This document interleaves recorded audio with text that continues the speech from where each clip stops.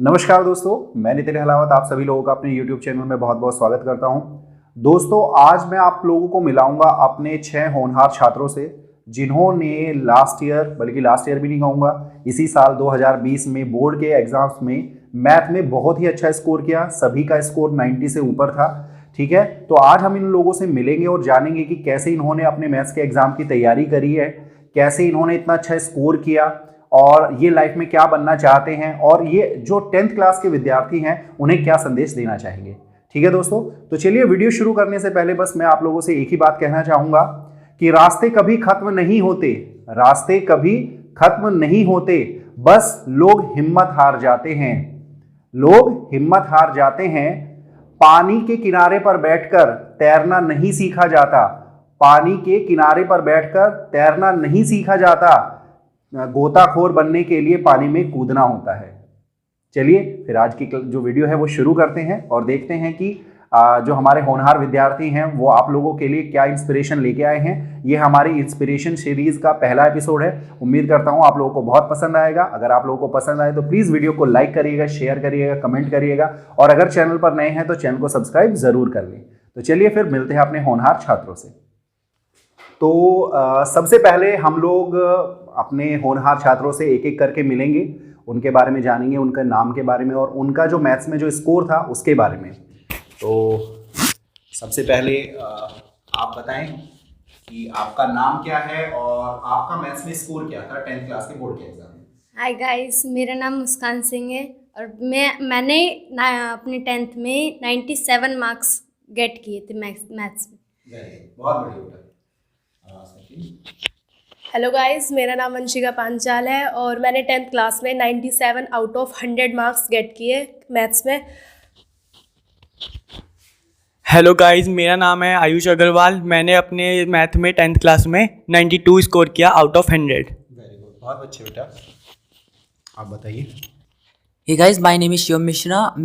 I got 91 marks out of 100 in maths. Hello guys, my name is Nisha Yadav and I got 93 marks out of 100 in maths. Hey guys, my name is Mohini. I get 91 marks out of 100 in math subject. Hey guys, my name is Dipali Sharma and I got 93 marks out of 100 in maths. तो दोस्तों अब मैं इन लोगों से पूछना चाहूँगा कि जो ये मार्क्स इनको मिले हैं, क्या आप लोगों ने वास्तव में ये उम्मीद कर रखी थी कि आप लोगों को इतने मार्क्स मिल जाएंगे? पहले से ही मतलब था कि हाँ इतना आ जाएगा? तो मुस्कान, आप इस बारे में क्या कहेंगे?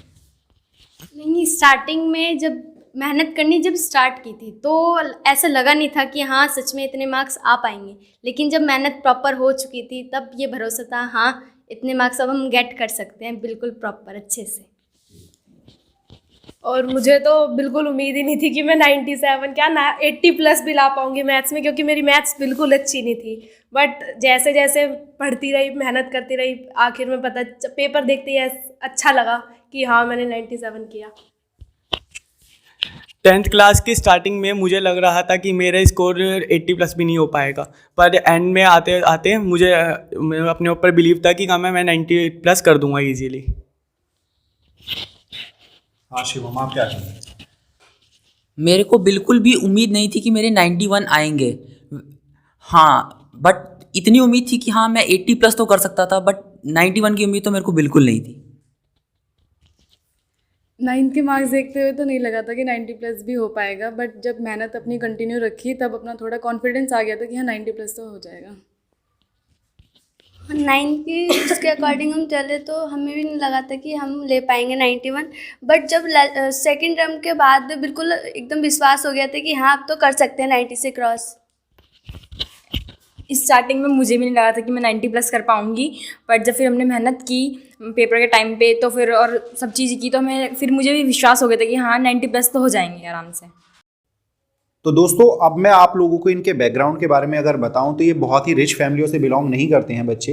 आप ये कह सकते हो पुअर फैमिलियों से बिलोंग करते हैं। ज़्यादातर बच्चे गवर्नमेंट स्कूल में पढ़ते हैं जहां पर आपको पता है मंथली फ़ी भी 20 रुपीज़ है। और केवल मैं अगर आयुष की बात करूं तो वो एक प्राइवेट स्कूल में पढ़ता है, और आयुष भी बहुत महंगे प्राइवेट स्कूल में पढ़ता है, एक नॉर्मल से प्राइवेट स्कूल में पढ़ता है। और इन बच्चों ने गवर्नमेंट स्कूल में पढ़ने के बावजूद भी इतना अच्छा स्कोर किया, जहाँ पर नॉर्मली लोग ये कहते हैं कि गवर्नमेंट स्कूल्स में पढ़ाई नहीं होती है, बच्चे पढ़ते नहीं हैं, कि इधर उधर घूमते रहते हैं, टाइम पास करते हैं, उनको अच्छी नॉलेज नहीं होती, लेकिन उसके बावजूद भी इन्होंने बहुत अच्छा स्कोर किया। तो चलिए अब बात करते हैं इनके बैकग्राउंड के बारे में। ये लोग खुद आपको बताएंगे कि इनका बैकग्राउंड क्या है, ताकि आप लोग भी मोटिवेट हों कि है ना, केवल बैकग्राउंड के सहारे भी आप अच्छा स्कोर नहीं कर सकते। अगर आपके अंदर आप मेहनत करना जानते हैं, आपके अंदर इच्छा है, लगन है, तो आप अच्छा स्कोर कर सकते हैं। तो बारी बारी से हम जानते हैं कि भाई इनके मदर या फादर या फैमिली बैकग्राउंड क्या है। तो मुस्कान बताइए बेटा। मेरे पापा मतलब एक तरह से हम ड्राइवर कह सकते हैं, ट्रांसपोर्ट कंपनी में काम, मतलब ट्रांसपोर्ट का काम करते हैं, वो भी प्राइवेट काम है, वो भी गवर्नमेंट वगैरह कुछ नहीं है। और मम्मी हाउसवाइफ है सिर्फ, लेकिन उन्होंने इतना एफर्ट करके मुझे इतना मतलब इसमें भी पढ़ाने के लिए उन्होंने काफ़ी एफर्ट किया। लेकिन इसमें भैया का भी पूरा था, क्योंकि ट्यूशन की फ़ीस इतनी नहीं थी कि जितना हम पे ना कर सके, इसलिए हम अच्छे से स्कोर कर पाए। और मेरे पापा जो है एक प्राइवेट जॉब करते हैं और मेरी मम्मी ब्यूटिशियन है, वो भी एक सैलून में जॉब करती है। मेरे पापा मम्मी ने भी मेरा बहुत साथ दिया है पढ़ने में, और उन्होंने भी बहुत एफर्ट लगाया मेरी पढ़ाई को। मेरे पापा एक प्राइवेट जॉब करते हैं और मेरी मम्मी हाउसवाइफ है। आप बताइए श्याम। मेरे पापा एक प्राइवेट कंपनी में अकाउंटेंट का जॉब करते हैं, बट उनकी सैलरी मतलब कह सकते हैं कि बहुत कम है। और अगर यहाँ पर ये कोचिंग ना होता तो हो सकता है कि मैं 10th में इतना स्कोर ना कर पाता। मेरे पापा एक प्राइवेट वर्कर हैं और मम्मी मेरी हाउसवाइफ है, लेकिन हमेशा मेरी मम्मी ने और पापा ने हमेशा मेरी पढ़ाई के लिए पूरा सपोर्ट करा।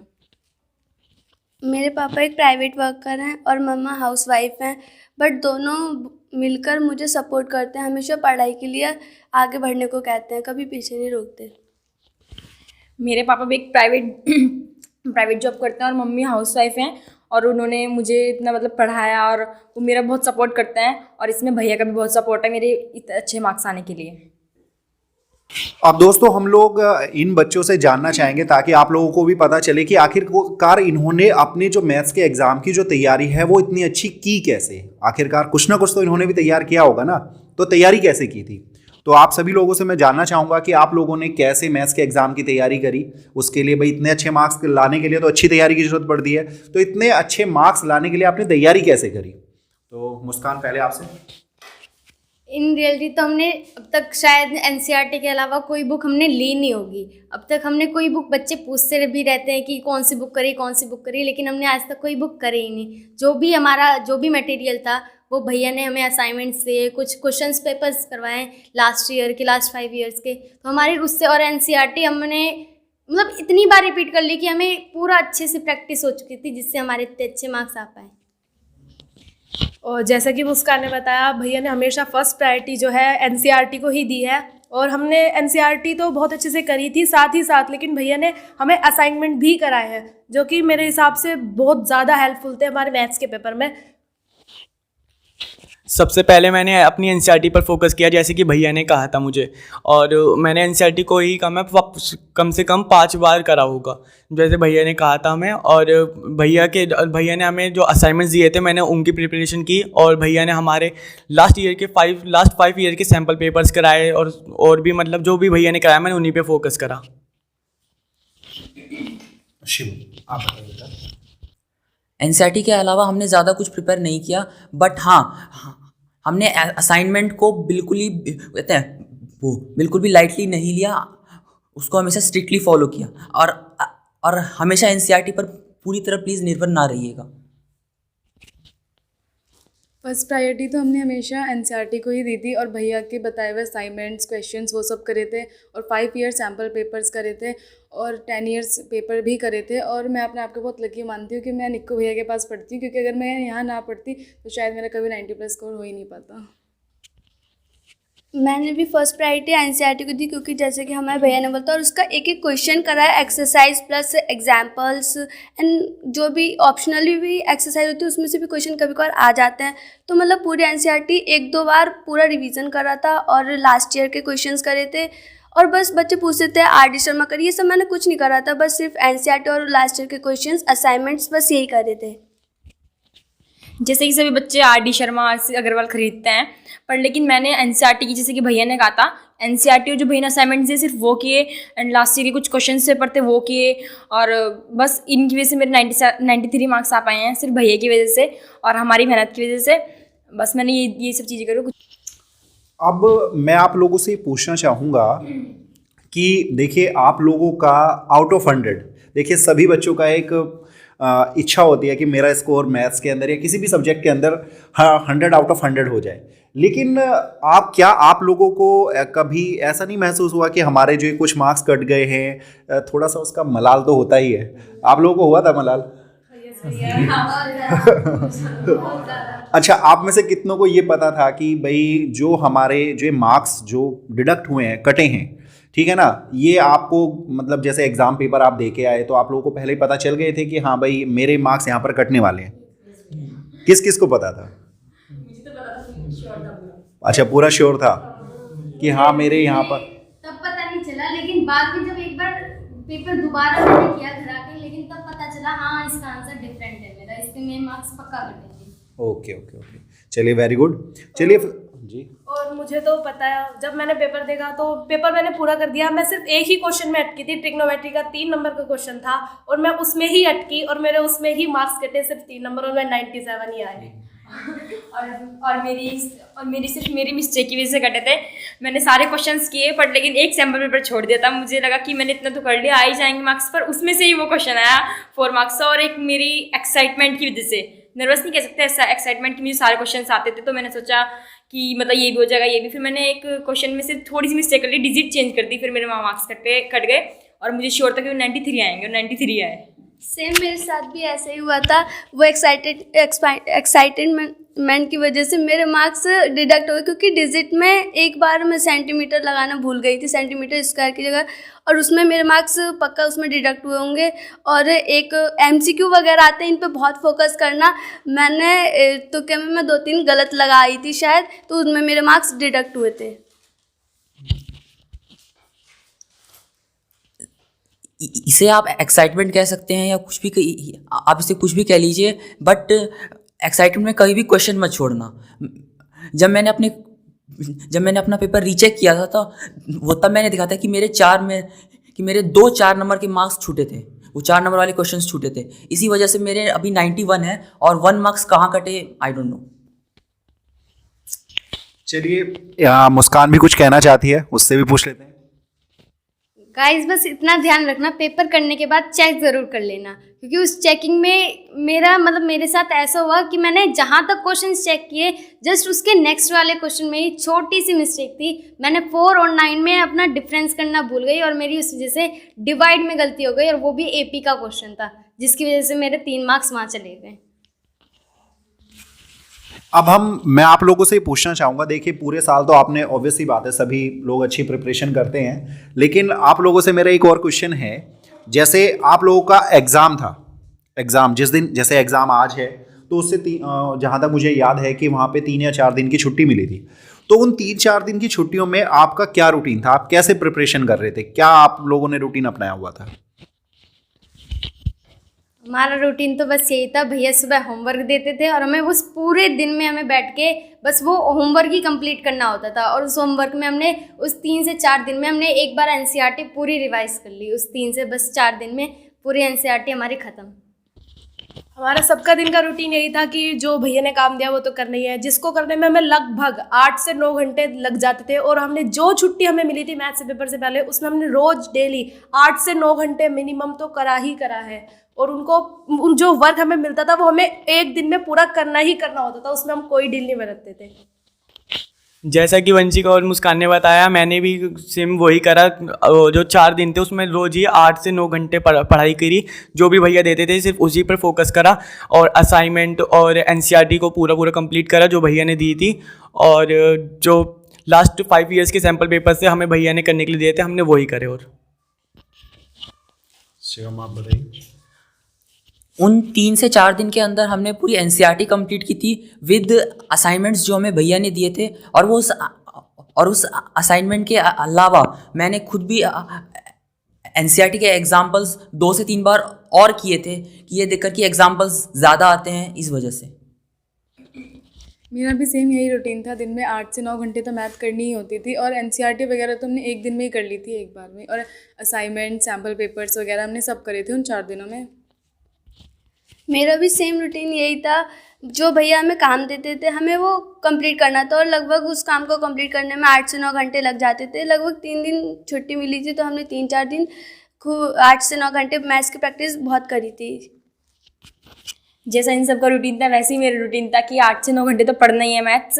जो भैया ने दिया, एक दिन में हमने एनसीईआरटी कंप्लीट की थी, पूरी एनसीईआरटी, और एक दिन में हमने पूरा असाइनमेंट कंप्लीट किए थे जो भैया ने दिए थे, और एक दिन में जितने सैम्पल पेपर्स थे सारे कंप्लीट किए। और फिर मतलब कि जितना काम दिया है उसको कल के लिए नहीं छोड़ना, बस उसी दिन कंप्लीट करना है, और फिर रात को टाइम पे सोना था।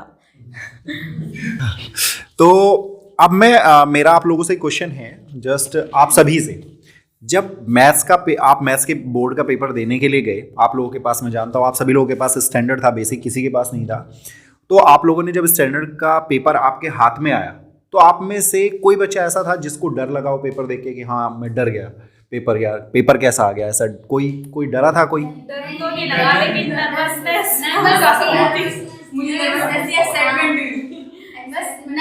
इसलिए थी कि कहीं गलती से कोई क्वेश्चन छूट ना जाए, या फिर कोई क्वेश्चन ऐसा ना आ जाए जो हमें ना आता हो, लेकिन टाइम ज़्यादा कंज्यूम ना करे। ओके, मतलब कहीं पे कुछ ऐसा नहीं था। चलो, वेरी गुड, बहुत अच्छे। अच्छा, अभी आप लोगों के पास, आप लोग नाउ अब 11th क्लास में हो, तो अभी आप लोगों ने से कौन सी स्ट्रीम ले रखी है, बताएंगे आप लोग? Commerce, science, commerce. अच्छा, आप में ज़्यादातर बच्चों ने कॉमर्स लिया यानी कॉमर्स का पढ़ना भारी होता दिखाई दे रहा है। अच्छा, मैं आप लोगों से जो एक चीज़ और आप लोगों से मैं पूछना चाहूँगा, जो आप भविष्य में, भाई देखिए आप लोगों ने कॉमर्स स्ट्रीम ली है, किसी ने साइंस ली है, तो कुछ ना कुछ तो आप लोगों ने आगे बनने के बारे में सोचा होगा कि लाइफ में मुझे ये बनना है, तो आप लोगों ने कुछ डिसाइड किया है पहले? तो ये पूछना चाहूँगा, डिसाइड किया है कि क्या बनना है? अच्छा, तो चलिए ठीक है, तो एक एक करके मुझे ये बताइए कि आप लोग लाइफ में क्या बनना चाहते हैं। मेरे लाइफ का बस एक ही गोल है कि बस एक बार सीए की पोजीशन मिल जाए, बस पूरी लाइफ में मेरे को सीए की पोजीशन सबसे पहले यही चाहिए। और मेरा भी यही है कि मुझे सीए फाउंडेशन का कोर्स करना है, और उसके बाद मुझे चीफ एग्जीक्यूटिव ऑफिसर यानी कि सीईओ बनना है, सीईओ। मेरा भी एक ही एम है, सीए बनना। Very good. मेरा यहाँ पर एक ही एम है, और वो है सॉफ्टवेयर इंजीनियर का। मेरा हमेशा से यही था कि मुझे यूपीएससी करना है। मेरा भी एम है कि I am become a chartered accountant. मेरा भी सिर्फ एक गोल है कि मैं यूपीएससी क्लियर करना। अच्छा, अब मैं आप लोगों से एक छोटा सा क्वेश्चन है, एंड आप ये कह सकते हैं मेरा लास्ट क्वेश्चन है आप लोगों से। जो अब आप लोगों से जो जूनियर हैं, आप नाउ यू बिकेम सीनियर, अब आप लोग सीनियर हो चुके हो, तो वृद्ध वाले सीनियर नहीं हुए, बूढ़े वाले सीनियर नहीं हुए। हाँ भाई, ऐसा होता है ना, सीनियर वर्ड सुन के है ना दिमाग में एकदम ही आता सीनियर सिटीजन, बूढ़े लोग, ठीक है। तो वो फीलिंग नहीं है, मतलब ऑब्वियसली बात है, जो अब आप जो 10th क्लास में अभी फिलहाल स्टूडेंट्स हैं, उनको आप क्या संदेश देना चाहोगे? उन्हें कैसे तैयारी करनी चाहिए, कैसे वो अच्छा स्कोर कर सकते हैं, क्या क्या चीज़ें उन्हें बिल्कुल नहीं करनी चाहिए, तो उसके बारे में आप लोग अपना थोड़ा सा अगर विचार रखें तो ज़्यादा बेहतर है। सबसे पहली बात, सारा काम टाइम पे करना, कल के लिए कुछ भी नहीं छोड़ना। जो कल के लिए एक बार छूट जाता है बस वो छूटता ही रहता है, वो आगे के लिए कभी पूरा ही नहीं हो पाता। और सबसे पहले मतलब मैथ्स के लिए तो एनसीईआरटी अच्छे से प्रिपेयर करना, तब उसके बाद कुछ ना कुछ मतलब जो भी अपना करना चाहता हूँ उसके बाद करना, लेकिन पहले एनसीईआरटी ज़रूर कर लेना। मैथ्स के लिए तो मैं आपको सजेस्ट करूँगी कि मैथ्स में तो हमेशा प्रैक्टिस सबसे ज़्यादा मायने रखती है। जितनी ज़्यादा आप क्वेश्चंस करोगे, प्रैक्टिस करोगे, उतना ज़्यादा आप एक्सपर्ट हो पाओगे। और मैं आपको यही बताना चाहता हूँ कि अपना एक टाइम टेबल बनाइएगा और सब सब्जेक्ट पे फोकस कीजिएगा। ज़रूरी नहीं है कि सिर्फ एक सब्जेक्ट पे फोकस कीजिए। टाइम टेबल क्या, मैथ्स के पेपर से पहले कभी भी अपना टाइम टेबल छोड़िएगा मत। हमेशा जो काम करना है उसे हमेशा टाइम पर ही करिएगा, कोई भी क्वेश्चन को छोड़िएगा मत, और खासकर एनसीईआरटी के क्वेश्चंस को। और बस मैं यही कहना चाहता हूँ कि अगर मैं यहाँ पर ना आता तो शायद मेरे इतने मार्क्स ना आते। मैथ्स के लिए तो फर्स्ट प्रायोरिटी हमेशा एनसीईआरटी को ही देनी चाहिए, और आपको जहाँ पे ट्यूशन समझ में आता है आपको वहीं पढ़ना चाहिए। ये मैटर नहीं करता कि आपका फ्रेंड कहाँ पढ़ रहा है या आपका फ्रेंड ने कौन सी बुक करी है। आपको जो लगता है इंपॉर्टेंट आपको सबसे पहले वही करना चाहिए। और कोई बुक आपका फ्रेंड कुछ भी कर रहा है वो आपको उससे कोई मतलब नहीं होना चाहिए, वो कुछ भी करे अपने लिए करे, बट आपको अपने लिए करना है। इसलिए आपको जहाँ जो समझ आता है आप सिर्फ वही करना, और किसी के कहने में कभी नहीं आना चाहिए कि ये बुक करनी चाहिए, वो नहीं, जो आपको बेटर लगता है आप सिर्फ वही करना। मैथ्स हम ये कहें अगर रट लें तो वो रट नहीं सकते, जितना हम प्रैक्टिस करेंगे वो अपने आप क्वेश्चंस हमें आते ही जाएंगे। तो मैथ्स को तो आप प्रैक्टिस मानिए, तो जितना आप मैथ्स करेंगे उतना ही आपको अच्छे क्वेश्चन एकदम अपने आप ही लर्न हो जाएंगे, जिसे कहते हैं लर्न करने की ज़रूरत। और हाँ, प्लीज़ किसी की बातों में मत आना कि हाँ आर डी शर्मा कोई कर रहा है या फिर कोई आर के सिंगला कर रहा है, कोई कुछ कर, किसी को जो करना करना। आप पहले फर्स्ट प्रायोरिटी एनसीईआरटी को दें, देन कुछ और करें। अच्छा, मैथ्स के अंदर अच्छा स्कोर करने के लिए मैं तो ये कहूँगी कि रेगुलरिटी जरूर होनी चाहिए। मतलब क्वेश्चन चाहे थोड़े करो पर रेगुलर करो हमेशा, और प्रैक्टिस जरूर करनी चाहिए। और फर्स्ट एनसीईआरटी, और मेरे मानना तो ये है कि जो भैया देते हैं ना मतलब असाइनमेंट, वो जरूर करो। जितना भैया ने कहा अगर आप उतना भी करोगे ना तो आपके 85 और 90 के आसपास मार्क्स तो जरूर आएंगे, 90 से प्लस तो हैं ही आपके पक्का। तो इसलिए एनसीईआरटी पे फर्स्ट फोकस करना है और रेगुलर पढ़ना है। मैं एक बात और कहना चाहती हूँ कि जितना सपोर्ट निक्कू भैया ने करा उतना सपोर्ट आई डोंट थिंक कि कभी कोई टीचर किसी बच्चे को करता होगा। हम जब भी डिमोटिवेट होते थे तो भैया हमेशा हमें मोटिवेट करते थे। भैया हमेशा हमें समझाते थे कि कभी भी कुछ भी करने से पहले हार नहीं माननी चाहिए, ट्राई करो, तुम लोग कर सकते हो। भैया ने बहुत ज़्यादा हमें सपोर्ट करा, और भैया के सपोर्ट की वजह से ही आज हम यहाँ पर हैं। मैं मैथ्स में बहुत दूर दूर रहती थी, जिसे कहते हैं 9th तक बहुत दूर दूर, और कभी भी, बट जब निक्कू भैया के पास टच में आई मैं तो भैया ने मुझे बताया कि बेटा ऐसे डरो मत कभी मैथ्स से, हमेशा उसे सामना करो और प्रैक्टिस करोगे तो कभी डर ही नहीं लगेगा मैथ्स से। और तभी मैं 91 अचीव कर पाई 10th में। मैं भी कुछ भैया के बारे में कहना चाहती हूँ कि मेरी जो लाइफ में बहुत टीचर्स थे, अच्छे टीचर्स थे, पर मेरी लाइफ में सबसे बेस्ट टीचर हैं भैया, सबसे अच्छे मोटिवेटर हैं। और मुझे मतलब उन्होंने बहुत सपोर्ट किया भैया ने, मतलब कि और 8 तक मेरे सब्जेक्ट बिल्कुल मैथ्स में इंटरेस्ट नहीं था, ये था कि बस मैथ्स छूट जाए। फिर 9th में थोड़ा इंटरेस्ट हुआ, फिर 10th में बहुत ज़्यादा इंटरेस्ट हुआ। फिर वो मैंने कॉमर्स भी सिर्फ मैथ्स की वजह से ली है। तो मैं भैया को कहना चाहूँगी थैंक यू सो मच भैया। एक बात और, हाँ, कभी भी मैथ्स से डरना मत। मैथ्स बहुत ईजी सब्जेक्ट है। मैथ्स के लिए मैं एक ही बात कहना, मैथ्स एक खेल है जिसे कलम के द्वारा कागज़ पर खेला जाता है। कभी भी इसे डरना मत, प्लीज़। और मैं भी एक बात कहना चाहूँगी कि भैया हमेशा कहते थे कि मैथ्स से जो है, मैथ्स को कभी भी अपने ऊपर हावी मत होने देना। अगर एक बार मैथ्स तुम्हारे ऊपर हावी हो गया तो फिर तुम कुछ नहीं कर पाओगे। इसलिए हमेशा जो है प्रैक्टिस करते रहो और मैथ्स से डरना मत। मैं यही कहूँगी कि अपने आप पे कॉन्फिडेंस रखो और जो तुम्हारे मन में आए हमेशा वही करो। मैथ्स को बस कभी हावी मत होने देना अपने आप के अपने ऊपर। भैया ने हम बहुत रोते थे कि भैया हमसे इतने क्वेश्चन नहीं हो पाएंगे, लेकिन भैया ने बिल्कुल तब उस टाइम पे इतना टफ बन के हमें इतना सपोर्ट किया, मतलब करवा के ही माने वो क्वेश्चंस कि करके आओगे तो करके आओगे। वो उन्होंने क्वेश्चंस करवाए, इन्होंने मतलब भैया ने हमें हमारी नहीं सिर्फ मैथ्स में बाकी सारी प्रॉब्लम्स में भी काफ़ी साथ दिया है। थैंक यू भैया। और मैं ये भी कहूँगी कि भाई ऐसा कब पता नहीं भैया बोलते क्या थे क्या नहीं बोलते थे, लेकिन सभी बच्चों के मन में ये आता था कि नहीं हमें करना है और हमें करना है तो करना है। भैया इस तरह से हमें मोटिवेट करते थे कि बस हमारे अंदर कीड़ा सा उठ गया था, नहीं करना है अब तो, नहीं हमें 100 करना है, नहीं हमें 100 करना है। भैया इस तरह से मोटिवेट करते थे हमें। मैं एक और बात कहना चाहता हूँ कि अगर भैया निक्कू भैया स्ट्रिक्ट नहीं होते, हमें डंडे नहीं मारते और क्वेश्चन रोज करने के लिए नहीं कहते तो हम बिल्कुल नहीं करते। तो मैं सबसे बहुत थैंक्स कहना चाहता हूँ भैया को। वेरी वेरी थैंक्स टू भैया। चलिए दोस्तों, आप लोगों ने इन सभी के विचार सुने और उम्मीद करता हूँ आप लोग मोटिवेट हुए होंगे और आप लोगों को अच्छा लगा होगा कि भाई किस तरीके से इन बच्चों ने मेहनत करी है। देखिए, ये बच्चे मुझे क्रेडिट दे रहे हैं, लेकिन मैं ये कहना चाहूँगा कि ये बच्चे इस क्रेडिट के खुद हकदार हैं, क्योंकि एक टीचर जब तक सफल नहीं हो सकता जब तक उसके बच्चे मेहनती ना हों। मेरे बच्चों ने बहुत मेहनत करी है, मुझे पता है। मैंने इनके साथ बहुत रूड बिहेव किया, मुझे पता था इनकी पोटेंशियल क्या है, ठीक है ना। ये लोग कहते थे कि भैया नहीं हो पाएगा, लेकिन मैं फिर भी कहता नहीं आप करके लाओगे, मुझे नहीं पता, आपको करके लाना, और ये करके लाते थे। तो मुझे प्राउड फील होता है कि हाँ मेरे बच्चे ऐसे थे कि हाँ मैंने अगर इनको ये बोल दिया कि मुझे शाम तक 100 क्वेश्चन करके लाने हैं तो ये 100 क्वेश्चन करके लाए हैं। तो मुझे प्राउड फील होता है इस चीज़ से कि हाँ मेरे बच्चों ने कभी भी, मेरा जो सर है ना वो कभी झुकने नहीं दिया, हमेशा ये करके दिखाया कि भैया ने 100 क्वेश्चन बोले हैं तो चलो ठीक है भैया, भैया ने बोल दिया तो करके लेके जाएंगे। वो कभी ऐसा नहीं हुआ कि हाँ 100 क्वेश्चन बोल दिए, नहीं छोड़ दो यार, छोड़ो आज नहीं करेंगे, ऐसा कभी नहीं हुआ। तो ऐसा नहीं है कि भाई मैं खाली ये कहूँ कि भाई मेरी वजह से ही इनका स्कोर इतना अच्छा हो पाया, क्योंकि अगर कहते हैं ना कि ताली कभी एक हाथ से नहीं बजती, उसके लिए दोनों हाथों की आवश्यकता होती है। अगर एक ताली मैं हूं तो दूसरी ताली मेरे बच्चे हैं जिन्होंने इतना अच्छा स्कोर किया। क्योंकि अगर मान के चलो मैं इनके साथ मेहनत करता, लेकिन ये मेहनत ना करते, ये प्रैक्टिस ना करते, ये क्वेश्चंस ना करते, तो कहाँ से इनका इतना अच्छा स्कोर आ जाता। तो बच्चों ने बहुत ज़्यादा मेहनत करी है और पूरे साल मेहनत करी है, और वो जो उनकी मेहनत है वो उनके मार्क्स में भी दिखाई भी दे रही है। तो आप लोगों से भी कहूँगा बेटा कि आप लोग भी मेहनत करिए, खूब मेहनत करिए, जम के मेहनत करिए और अच्छा स्कोर करिए, ठीक है। तो गाइज आप लोगों ने मुझे इतना समय दिया, ठीक है, और आप लोगों ने अपने विचार यहाँ पर रखे, अपने जूनियर्स के लिए भी आपने बताया कि उन्हें किस तरीके से प्रिपरेशन करनी चाहिए। और उम्मीद करता हूँ कि ये वीडियो देखने के बाद वो मोटिवेट होंगे कि किस तरह से वो क्लास 10th के बोर्ड के एग्ज़ाम में बहुत अच्छा स्कोर कर सकते हैं। और दोस्तों मैं आप लोगों से भी यही कहूँगा कि अगर आप लोगों को ये वीडियो पसंद आई है तो प्लीज़ वीडियो को लाइक करिए, शेयर करिए, कमेंट करके बताइएगा कि वीडियो कैसी लगी है। और अगर आप वास्तव में इस वीडियो को देखकर मोटिवेट हुए हैं तो प्लीज़ कमेंट करके ज़रूर बताइएगा। चलिए मिलते हैं नेक्स्ट वीडियो में, तब तक के लिए bye bye, take care. Bye bye.